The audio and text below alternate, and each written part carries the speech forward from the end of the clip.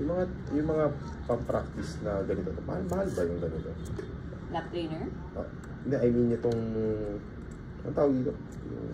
Yung peg? Ito. Grasper? Oh, Grasper. Maryland? Oo. Depende. Kung gusto mong kalidad, mahal. Sa mga convention ba yan? Oo ba? Tanong ko kayo, Sir. Tingin ko sa Shopee, meron naman ata. Meron, pero matigas. Eh, gano'n.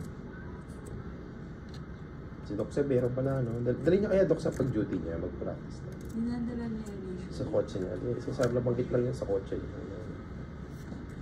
May sarili siya. Mag-MIS. Kasi ako gusto ko din mag-MIS actually. Sa Cardinal FM. May MIS Institute. Ano dyan, training program.